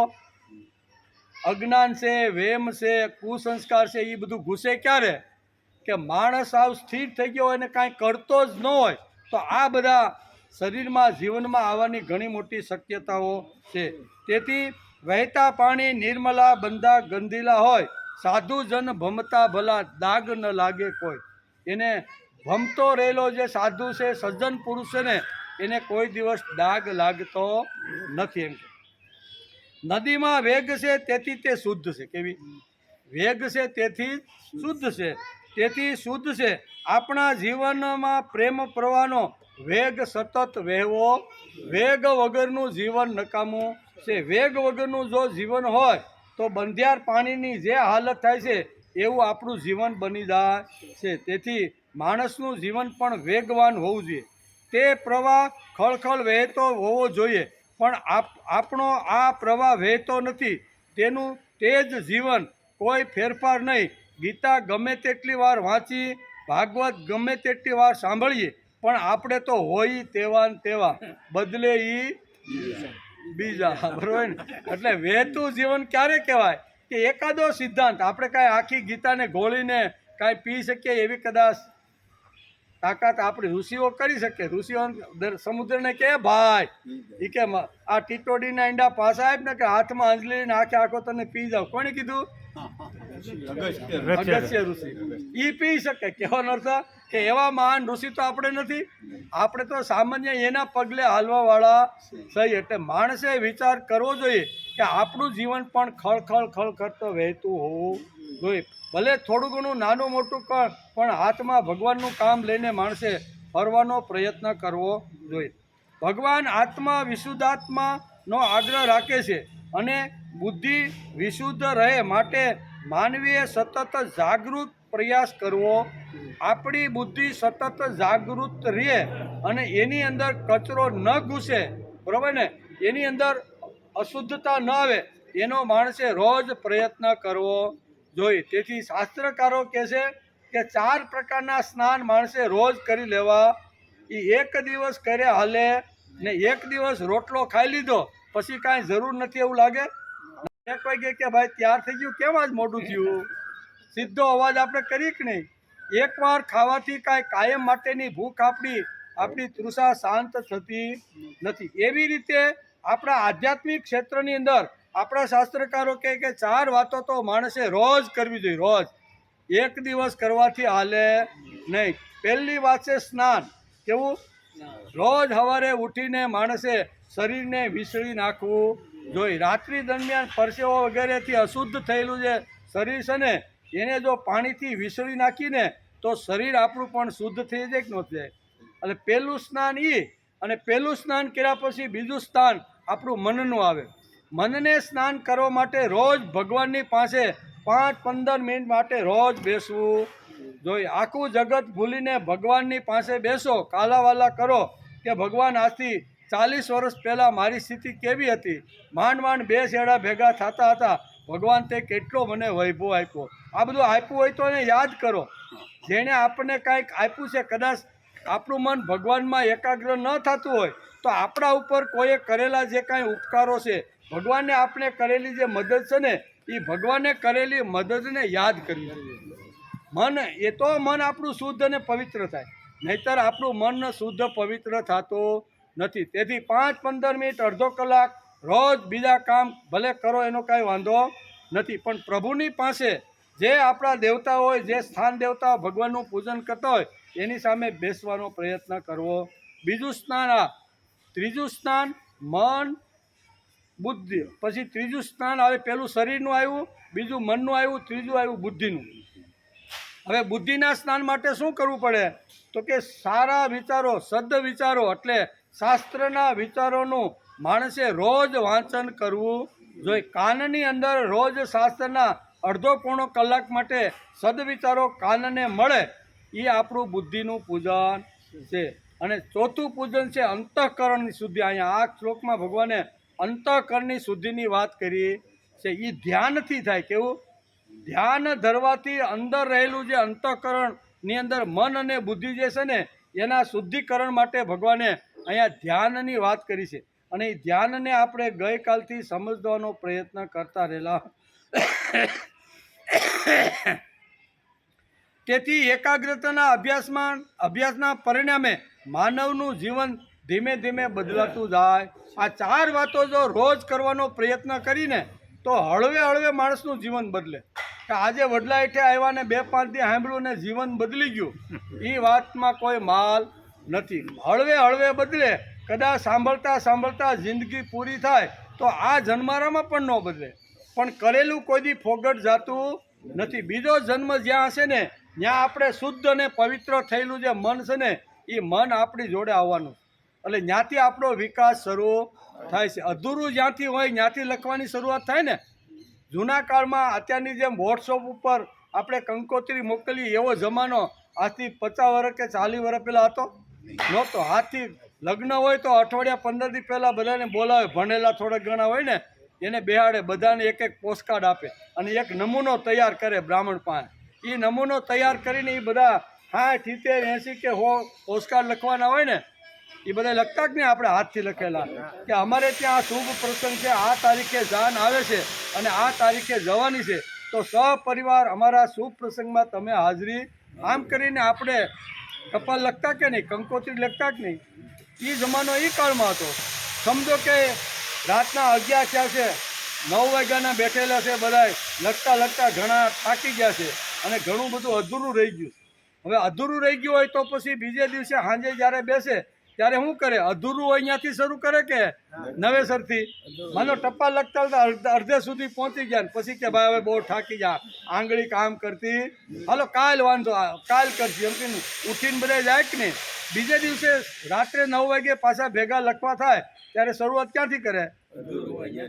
એમ આપણું આ કાંઈ જીવન હાવ હેલું જ છે આમ. એમ આપણે અત્યારે જે કાંઈ કરતાં કરતાં કરતાં કદાચ વયા ગયા, બરોબર, અધૂરું રહી ગયું, તો આપણો જ્યાં જન્મ થયો ને ત્યાંથી આપણા આગલા જન્મનું જે કાંઈ હોય ને ત્યાંથી શરૂઆત થાય. એટલે ઘણી કે ને હવે આ પાકા ઘડે તમે કાંઠા સડાવવા હું બેઠા, ડોહાઓને મરવા જો નહીં. મને તો એ મરતા હોય તો મરવા જો નહીં, ગળપા કાઢવા જો નહીં. હું તમે બળતરા કરો છો મને કે, મને બાબા કે બળતરા હું કરો છો કે આવી કે મેં બળતરા કરતો હું તો મારા માટે કરું. મારે એકલાને વાંચવાનું હતું, એના જગ્યાએ 5-25 લોકોએ કીધા કે તમે એકલા ઘરમાં બેઠા બેઠા વાંચો, એના કરતાં વડલા હેઠે વાંચો નહીં. તેથી અમે કીધું 11 વર્ષ પછી અમે આજ હું ઘરમાં જ વાંચતો હતો, પણ લોકોએ એમ કીધું કે અમે ભણ્યા નથી તો થોડીક વાત કહો, એટલે અમે સમૂહમાં આવ્યા. હું તો મારા માટે કહું છું, બરાબર. એમાં કોઈને લાગતું હોય સારું તો લઈ લેવાનું. એમ કહેવાનો અર્થ કે અહીં કહે છે કે એકાગ્રતાના અભ્યાસના પરિણામે માણસનું જીવન ધીમે ધીમે બદલતું જાય, પરબારું બદલતું નથી. તેને લઈને શરીરમાં પણ નોંધપાત્ર ફેરફાર થાય છે. અર્જુન યુદ્ધમાંથી પાછો પડ્યો તેનું એક કારણ અજ્ઞાતવાસ. 1 વર્ષ અજ્ઞાતવાસમાં સ્ત્રીના કપડાં પહેરી અને ઉત્તરાને આવી રીતનું સંગીત શીખવાડતો હતો. સંપૂર્ણ સ્ત્રીના વેશની અંદર અર્જુન 1 વર્ષ માટે આવી રીતનો થઈ ગયો હતો. હવે યુદ્ધમાં પાછો પડ્યો એના ઘણા બધા કારણો વ્યાસે લખ્યા છે, પણ એક કારણ આ બતાવે. શું છે કે અજ્ઞાતવાસમાં સ્ત્રીના બધા સ્ત્રીના જે ગુણ હતા ને એ કુરુક્ષેત્રની ભૂમિમાં આવ્યા પછી સ્ત્રીના ગુણ જાગૃત થયા, મમત્વ જાગૃત થયું, આવી રીતનું કારુણ્ય જાગૃત થયું અને કરુણાને હિસાબે પાછો પડ્યો. એક કારણ એટલે માણસનું મન જે વિચારો કરતું હોય એવી શરીર ઉપર એની અસર થાય જ છે એમ. તેથી સ્ત્રીમાં એકાગ્ર થઈ ગયેલા એટલે કે માણસના શરીરના પરમાણુઓ સ્ટ્રેન્ડ બની જાય છે એવી રીતનું છે. અને શાકુંતલ નાટક છે, કેવું સંસ્કૃતમાં આખું છે અને કાલિદાસે લખ્યું. એ આખો બધો અજરાજાથી શરૂઆત કરીને બધા રાજાઓનું વર્ણન એની અંદર આવે છે. એમાં દુષ્યંત રાજા થઈ ગયો, રઘુકુળની અંદર કેવો દુષ્યંત રાજા થઈ ગયો એનું વર્ણન કરે છે કે દુષ્યંત રાત દિવસ શકુંતલાનું રટણ કરતો હતો. શકુંતલા સાથે પરિણો ભરત નામનો દીકરો થયો અને ભરત જેના ભારત ઉપરની એ બધી વાર્તાઓ ઘણી બધી આગળ બધી સાથે એણે કણવ ઋષિની અંદર એના લગ્ન કર્યા હતા. અને પછી એક દિવસ કંઈ કારણોસર શકુંતલાને આવી રીતની જંગલમાં છોડી આવ્યો અને પછી એને યાદ આવ્યું કે હળો આ કામ મેં બહુ ખોટું કર્યું છે અને પછી શકુંતલાની યાદની અંદર એનું જ રટણ કરતો રહે છે. રટણ કરતાં કરતાં એ સ્ત્રીના ગુણ એની અંદર આવી ગયા. કેવા અહીં કહે છે કે રાત દિવસ એટલે કે શકુંતલાનું રટણ કરવા બેઠો છે, સતત તેનો જ વિચાર કર્યા કરતો હતો અને ઇન્દ્ર રાજાને મદદની જરૂર પડી. ઇન્દ્ર ભગવાનને અહીંયા અસુરો સાથે યુદ્ધ કરવાનું હતું એટલે એને મદદની જરૂર પડી અને એ કાળની અંદર આ બધા જે રાજર્ષિઓ હતા ને એ દેવોને પણ મદદ કરવા માટે જતા હતા. તેથી ઇન્દ્ર ભગવાન યાદ કરે છે અને કહે છે કે ભાઈ અહીંયા જો દુષ્યંત આપણા સહાયમાં આવી જાય તો આપણે અસુરો સામે વિજય પ્રાપ્ત કરશું. ઇન્દ્ર રાજાને એટલે કે દાનર્થ સાથે યુદ્ધમાં દુષ્યંત રાજાની મદદની જરૂર પડી. તેમણે સારથી માતલીને કહ્યું કે એ માતલી તું પૃથ્વીલોક ઉપર જા અને આ દુષ્યંત રાજાને તું આપણી મદદે બોલાવી આવી. એટલે અહીં તો માતલી એટલે ઇન્દ્ર રાજાનો ઇન્દ્ર ભગવાનનો સારથી એમનું નામ હતું માતલી. એટલે માતલીને ઇન્દ્રએ કીધું કે ભાઈ તું દુષ્યંતને બોલાવે, એના લાવ લશ્કર સાથે આપણા સાથે રહે અને અસુરો સાથે આપણે લડવાનું છે એમ કે. રાક્ષસો આપણને સતત એટલે તકલીફ આપે છે, દુષ્યંતને એટલે બોલાવી લાવ. રાજાએ એટલે રાજાને બોલાવી લાવ. દુષ્યંતને સંદેશો આપવા ઇન્દ્ર ભગવાનનો સંદેશો લઈને માતલી અત્યારે દુષ્યંતના રાજ્યની અંદર અયોધ્યાની અંદર આવે છે અને એ કહે છે કાલિદાસ આ નાટકની અંદર લખે કે નાટક છે આખું, કાલિદાસે સંસ્કૃતમાં લખેલું આ નાટક છે એમ કે. સૂર્યવંશી અને ચંદ્રવંશી રાજાઓ જ્યાં જ્યાં અગવડ હોય ત્યાં પ્રાણની રક્ષા કરવા એટલે પ્રાણની રક્ષાની પરવા કર્યા વગર દરેક જગ્યાએ પહોંચી જતા હતા. આ ચંદ્રવંશી અને સૂર્યવંશીના આ લોહીમાં વણાયેલી વાત હતી. જ્યાં જ્યાં અગવડ આવે અથવા કોઈ બોલાવે તો સૂર્યવંશી રાજા અને ચંદ્રવંશી રાજાઓ એની મદદે પહોંચી જતા હતા. તેઓ કદી પૂછતા નહીં કે આમાં લડવાથી શું ફાયદો થશે અને તેથી જ સૂર્યવંશી અને ચંદ્રવંશી રાજાઓ પૂજાતા હતા. તેથી માતલી ઇન્દ્ર રાજાનો સંદેશો લઈ અને અહીંયા દુષ્યંતની પાસે અયોધ્યાની અંદર આવે છે. અયોધ્યાની અંદર અહીંયા ભૂલ થાય છે ખાસ આમાં આડોળું થઈ જાય ભાઈ. માતલી આવ્યો અને માતલી આવ્યો છે ત્યારે દુષ્યંત અત્યારે શકુંતલાના મોહની અંદર, કારણ કે શકુંતલાનો ઘણા સમયથી ત્યાગ કરી દીધો હોય છે અને ખૂબ ભીડની અંદર એ શકુંતલા કૂદતો રહેલો છે અને માતલી આવીને જોવે છે કે આને હવે અહીંયા દેવો સાથે જઈને અહીંયા અસુરોની સાથે દેવોને યુદ્ધ કરવું છે. આ હું માય કાંગલો આજે શકુંતલાના મોહમાં પડેલો છે એ શું કરી શકશે, પણ હવે મને દેવોએ જ ત્યાંથી ઇન્દ્રરાજાએ મોકલો છે એટલે મારે સંદેશો તો આપવો જ પડે એમ કે દુષ્યંત તો શકુંતલાના એટલે કે ચિંતનમાં ડૂબી ગયો હતો.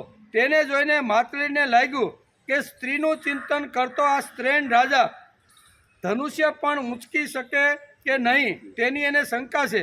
ધનુષ્ય ન ઉઠાવી શકે તો આને અહીંયા લઈ જઈને શું કામ છે? આ માતલી વિચાર કરવા કે આ તો શકુંતલાના મોહમાં સ્ત્રીના મોહમાં પડ્યો છે અને મને તો આવી રીતનો આ મોકલો છે ઇન્દ્રરાજાએ. અને મનુષ્ય એટલે કે ધનુષ્ય ન ઉપાડે તો લડવાનો શું? આમ માતલી ઇન્દ્રરાજાનો સારથી વિચાર કરવા લાગ્યો.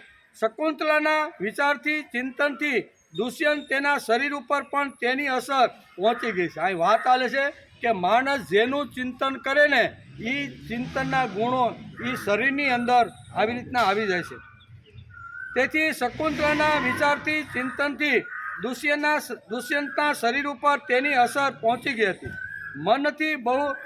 મનની બહુ મોટી અસર અહીંયા દુષ્યંતના શરીર ઉપર પડી હતી. આવું એટલે કે માથું દુખતું ન હોય અને 5 મિનિટ માટે માથું દુખે છે એમ પકડીને જો બેસી જાઓ નહીં દુખતું હોય ને તોય દુખવા મળશે. ઘેર જઈને પ્રયોગ કરજો. ઇન્દ્ર રાજાનો સારથી માતલી જે દુષ્યંતનો સંદેશો અપાયો હતો ને એ માનસ શાસ્ત્રનો મોટો અભ્યાસુ હતો. એણે કીધું કે દેવરાજ ઇન્દ્રે તો મને મોકલો છે પણ અહીંયા દુષ્યંત તો આ સ્થિતિમાં પડ્યો છે, હવે આને લઈ જઈને શું કરવો? પણ એ કે લઈ તો જાવો છે. એટલે માનસ શાસ્ત્રના મોટો અભ્યાસી માતલી હતો. એણે વિચાર કર્યો કે દુષ્યંતનો એક ખાસ મિત્ર છે જેને એકદમ ગાઢ સંબંધ હોય ને એવા દુષ્યંતનો એક મિત્ર આ રાજ્યની અંદર રહે છે. દુષ્યંત રાજાનો એક દોસ્ત હતો, તેનું નામ હતું માધવ્ય. કેવું? માધવ્ય. એ માધવ્ય નામનો એનો દોસ્તાર હતો, મિત્ર હતો. તે વિદૂષક હતો. નાટક સારી રીતે ભજવું હોય ને તો એ સારામાં સારું નાટક કરી શકે એવો એક ખેલાડી હતો. એટલે અહીંયા વિચાર કરે છે માતલી કે એની પાસે જાવ અને એક નાટક અમે શરૂ કરી અને નાટક કરતાં કરતાં જો આ દુષ્યંતની વીરવૃત્તિ જો જાગે ને તો જ આ ઇન્દ્ર રાજાને મદદ કરી છે. ને કે હા ભાઈ તો કાંઈ અત્યારે તો કાંઈ કરી શકે એવું લાગતું નથી, કારણ કે શકુંતલા કરતો બેઠો છે. સ્ત્રીના બધા શરીર ઉપર એના અસરો થઈ રહી છે. એટલે અહીંયા માધવ્ય પાસે અહીંયા માતલી જાય છે. એને બરોબર આપણે કેવી રીતનો પાઠ ભજાવવાનો છે ને એ એને સમજાવી દીધું. અને આ વિદૂષક હતો એટલે નાટક કરવામાં માધવ્ય ખૂબ બાહોશ હતો. કાંઈ વાંધો નહીં, માતલી આપણે નાટક કરી અને શકુંતલાના મોહમાં જે પડેલો છે ને એની વીર વૃત્તિ આપણે કોઈ પણ હિસાબે જાગૃત કરવી છે. એટલે બંને આવી રીતનો પ્લાન ઘડી અને અહીંયા રાજ દરબારની આજુબાજુમાં જ્યાં મહેલની અંદર આ કોણ ભાઈ બેઠા હતા? દુષ્યંત. જે શકુંતલા વિરહ કરતો જે બેઠો હતો ને ત્યાં આવીને નાટક કરવાની શરૂઆત કરી. દુષ્યંતના રાજમહેલમાં માધવ્ય વિદુષીને માલતી લઈને આવ્યો. માતલીએ ફટકા મારવાની શરૂઆત કરી, કાંઈ નાટક જ કરવાનું હતું. એટલે માતલીએ ખૂબ જોરથી બાકડામાં ફટકા મારે અને આ માધવ્યને કે તારે રાયડો નાખવાની, બચાવો મને કોઈ મારે છે બરોબર ને. આવું નાટકનો પહેલેથી આખો પ્રોગ્રામ ઘડી લીધો અને માધવ્ય અને માતલી બંને અહીં રાજમહેલની અંદર આવે છે. અને અહીંયા કહે છે કે માતલી જોરથી ફટકા આજુબાજુમાં મારે અને અહીંયા માધવ્ય રોજ જોરથી બૂમ પાડે છે કે હે મિત્ર દુષ્યંત, મને બચાવો, મને કોઈ મારે છે, હું મરી જઈશ. આમ વારંવાર આવી રીતના અવાજો શરૂ થઈ ગયા. માતલીએ ફટકા મારવાની શરૂઆત કરી. માધવ્ય રાડ પાડીને કહેવા લાગ્યો, મને કોઈ અજ્ઞાત શક્તિ મારે છે, બચાવો. પણ અહીંયા શકુંતલાના મોહમાં પડેલા અહીંયા દુષ્યંતના વાળ પણ કાંઈ પહેલી વારમાં તો ઊભો થતો હેલો પણ નહીં કે હશે કોઈ ભાઈ, આપણે શું લેવા દેવા. પણ આવી રીતના 4-5 વખત આવી રીતના જોરથી આવી રીતનું નાટક શરૂ કર્યું ને પછી એને 3-4 વાર સાંભળ્યા પછી એમ કીધું કે મારા મિત્ર માધવ્યને અત્યારે કોઈ અજ્ઞાત શક્તિ મારતું હોય ને એ લાગે છે, એટલે મારે એની મદદે તો જવું જોઈએ. આવું પરબારું થયું નહીં, પહેલે ફટકે થયું નહીં, બીજે ન થયું, ત્રીજો ચોથો માર્યો ને જ્યારે જોરથી માધવ્ય એકદમ કે અજ્ઞાન શક્તિ મને મારીને લોહી લુહાણ કરે છે. હે મારા મિત્ર, અહીંયા દુષ્યંત તું મને બચાવ બચાવ બચાવ. આવા જોર જોરથી જ્યારે શરૂઆત કરીને ત્યારે માતલીએ ફટકા મારવાની શરૂઆત કરી. માધવ્ય રાડ પાડીને કહેવા લાગ્યો, મને કોઈ અજ્ઞાત શક્તિ મારે છે, બચાવો બચાવો. દુષ્યંત હલતો નથી. 4-5 પ્રયોગો આવી રીતના માધવ્ય ઉપર માતલીએ કર્યા. બૂમાબૂમ કરે છે, મારા મિત્રને કોણ મારે છે એમ કરીને, લાવો મારું ધનુષ્ય. ઉઠો હું 4-5 ફટકા માર્યા પછી મારા મિત્ર માધવ્યને કોણ મારે છે, કોણ અજ્ઞાત શક્તિ આવ્યું છે, કોણ આ રાજની અંદર એવો છે કે મારા જેવો મિત્ર હોય અને મારા મિત્રને મારે એમ કરીને કે લાવો મારું ધનુષ, લાવો મારું બાણ. હવે એ અજ્ઞાત શક્તિને આઈને હું ખલાસ કરે એમ કરી અને જે આ શું કહેવાય બાયલા વૃત્તિ હતી એ ધીમે ધીમે નીકળી ગઈ અને વીર વૃત્તિને પામી ગઈ. બહાર તેણે માતલીને ઉભેલો જોયો. બહાર હાથમાં ધનુષ લઈને આવ્યો તો ત્યાં પેલો માધવ્ય તો હતો ને, એ તો નાટક કરીને જતો રહ્યો હતો. આમે માતલી ઊભો છે. કોણ? માતલી એટલે ઇન્દ્ર ભગવાનના જે સારથી હતો ને, ઇન્દ્ર ભગવાનને મોકલો હતો કે દુષ્યંતને તમે લઈ આવો, અસુરો સાથે યુદ્ધ કરવાનું છે.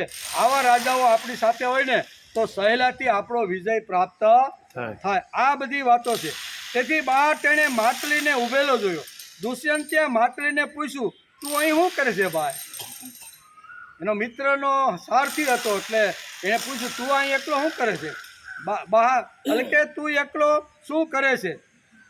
તે કે હું તમને તેડવા માટે આવ્યો છું, બીજું કાંઈ નહીં, તમને તેડવા માટે આવ્યો છું. ઇન્દ્રે આપેલો સંદેશો તેને સંભળાવે છે. એટલે કે યુદ્ધને માટે મારે તમને લઈ જવાના છે. તમે શકુંતલાના મોહની અંદર, પ્રેમની અંદર અને એના વીરમાં શકુંતલા કરીને તમારી જે વીર વૃત્તિ હતી ને એ મરી ગઈ હતી અને એ વીર વૃત્તિને ખલાસ થઈ ગઈ હતી. એ વીર વૃત્તિને જાગૃત કરવા માટે અમે આવી રીતનું એક આયોજન કર્યું અને તમને અત્યારે અહીંયા તમારા મિત્ર દેવરાજ ઇન્દ્ર ખાસ યુદ્ધ માટે તમને બોલાવે છે. માતલી કહે છે કે મેં અહીં આવીને જોયું કે તમારામાંથી વીરશ્રી ચાલી ગઈ હતી, તો તમે શું લડવાના હતા? જેની પાસે વીરશ્રી હોય જ નહીં તે યુદ્ધમાં જઈને શું કરે ભાઈ? કાંઈ કરી શકે નહીં. તમારી વીર વૃત્તિને જાગૃત કરવા માટે મેં અને માધવીએ બંને આ એક નાટક શરૂ કર્યું હતું. આમ કાલિદાસ અહીં શાકુંતલ નાટક છે સંસ્કૃતમાં, એની અંદર આ સુંદર મજાનું વર્ણન કરે છે. એટલે કે બીજો એક પ્રસંગ છે, એવોલ્યુશન ઓફ મેનકાઇન્ડ. આફ્રિકાનો પ્રસંગ છે કે આફ્રિકા એટલે આખો કહેવાય ને કે જંગલનો વિસ્તાર. જ્યાં જુઓ ત્યાં જંગલ હજારો કિલોમીટરની અંદર આકાશમાંયલું જે શું કહેવાય સૂર્યનો પ્રકાશ ધરતી ઉપર ન પડે બરાબર એટલું ગાઢ જંગલ આફ્રિકામાં છે. એ આફ્રિકાના આદિવાસીનું એક નાનું એવું ઘર અને એ ઘરની અંદર એક નાના બાળકનો જન્મ થાય અને જન્મ થયા પછી એ બાળકની માતા જન્મતાની સાથે જ બાળકની માતા મૃત્યુ પામે છે. એનો પતિ વિચાર કરે છે કે આને હવે મારે મોટું કેમ કરવું, આને હવે દૂધ કોણ પાશે? દૂધ વગર આ બાળક કોઈ જીવિત રહેવાનો નથી. જોરથી ઘણું બધું કરવા લાગ્યો. મને દૂધ જોઈશે, મને દૂધ આપો, મારા બાળકને મારે ઉછેરીને મોટું કરું. દૂધનું રટણ કરતાં ઘણા દિવસો સુધી રટણ શરૂ કર્યું અને પછી પોતાના બાળકને સાત્ય લગાડ્યું તો પુરુષની છાતીમાંથી દૂધ નીકળવા. આ શું કહેવાય એને કહેવાય જેનો વિચાર જેવી રીતના બની ગયેલી ઘટના છે. આ કેવી? આ કાંઈ ગપમ ગોળા કે કાંઈ પુરાણની વાર્તા નથી. પુરાણની વાર્તા છે જ નહીં. આવી રીતનું જો માણસ કરે તો આ રીતે થાય ને થાય. એટલે એ એક પણ એક ઘટના આફ્રિકામાં સત્ય ઘટના બની ગયેલી છે. તેમ પૂજ્ય દાદા પોતાના પ્રવચનની અંદર આ આફ્રિકાની વાત કરતા કહે છે કે સ્ત્રી ન હોવા છતાં પુરુષ દૂધનું રટણ કરતો કહે છે કે મારા બાળકને દૂધની જરૂર છે તો કોણ દૂધ પૂરું પાડશે? આમ રાત દિવસ 24 કલાક મારા બાળકને દૂધ મળે, મારું બાળક ઉછરે મોટું થાય, એના ચિંતન કરતો આ આદિવાસી થોડાક સમયની અંદર એની છાતીમાંથી દૂધ સ્રવવા લાગ્યું અને એ બાળક મોટું થયું. જેનો તીવ્રતાથી વિચાર કરવામાં આવે એ વિચાર એની અંદર દ્રઢ થઈ જાય છે. તેથી ચિત્ત એકાગ્ર કરતી વખતે ભગવાનની અંદર આપણું મન તીવ્ર થવું જોઈએ કે મારો ભગવાનની અંદર જો તીવ્ર મન થઈ જાય ને તો 100% ભગવાન પણ પીગળા વગર રહેતા આવવું જોઈએ એમ કે. તેથી એવોલ્યુશન ઓફ મેનકાઇન્ડ પુસ્તકની અંદર આફ્રિકાના જંગલમાં આદિવાસી બાળકનો જન્મ માં ગુજરી ગઈ અને બાળકને દૂધ કોણ પાસે એના ચિંતન કરતાં આ એક ઘટના બની છે. એમ પાંડુરંગ શાસ્ત્રી પોતાના ગીતા ઉપરના પ્રવચનની અંદર જ્યારે આ આત્મસંયમ યોગના ઉપર પ્રવચન કરે છે 11મા શ્લોક ઉપર 12મા શ્લોક ઉપર, ત્યારે દાદા આ વાત એક પ્રસંગ ટાંકીને સમજાવવાનો પ્રયત્ન કરે છે. આ પુરાણ નથી, આ ગપ્પા નથી, આવી તો કેટલીય ઘટનાઓ છે એમ દાદા કે. હું એક ઘટના જો તમને કહેવા બેસું ને કે આવી રીતનું થઈશ, જેનું વિચાર સતત માણસ જેવું ચિંતન કરે ને એવો બની જાય. અને શ્રીલંકાની અંદર પણ આ ઘટના દાદા કે બની છે કે જે વખતે રાવણ સીતાનું હરણ કરી અને અશોક વાટિકામાં રાખી અને એ વખતે એની સેવા સંભાળ કરવા માટે કોને મૂકી? ત્રિજટાની. ત્રિજટા એટલે કોની દીકરી હતી? વિભીષણની દીકરી ત્રિજટાને એની સેવા માટે ત્યાં રાખી દીધી. એક દિવસ ત્રિજટાને માતા કહેતા સીતા હું કે માતા મને સતત એક વિચાર આવે છે, એ વિચાર જો ચાલુ રહેશે ને તો હું રામ બની જઈશ, એટલે 2 રામ થાય ને તો અમારો આખો સંસાર ખલાસ થઈ જાય. ત્રિજટા કે શું છે? તો કે સીતા કહેશે કે માં, ત્રિજટાને માં કે માં હું સતત રામનું ચિંતન કરતી રહેલી છું અને રામનું ચિંતન કરતાં એક દિવસ હું જો રામ બની જઈશ ને તો એક રામ તો સમુદ્રને પેલે પાર તો છે જ, એ એક રામ, અને અહીંયા રામનું ચિંતન કરતાં હું જો રામ બની જાય તો અમારો સંસાર ખલાસ થઈ જશે, એટલે અમે સંસાર કોઈ રીતે કરી શકશું નહીં. એમ ત્રિજટાને સીતા માતા કહે છે. ત્યારે ત્રિજટા કહે છે કે બેન તારે કોઈ પ્રકારની ગભરાવાની જરૂર નથી, તારું આવું થશે નહીં, પણ માં હું ચિંતન કરું છું કે રામ 100% બની જાય.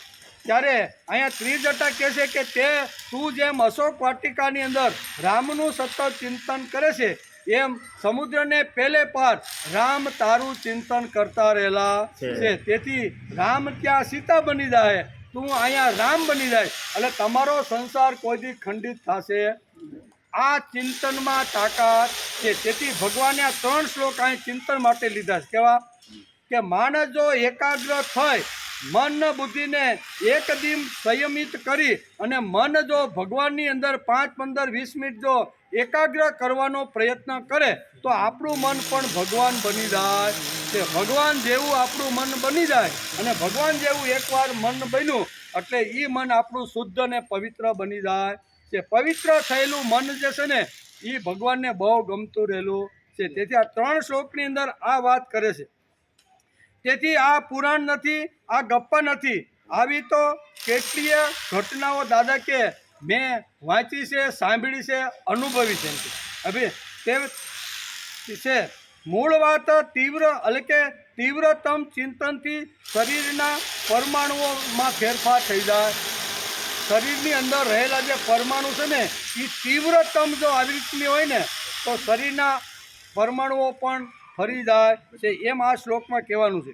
મૂળ વાત તીવ્રતમ ચિંતનથી શરીરના પરમાણુઓમાં ફેરફાર થાય છે.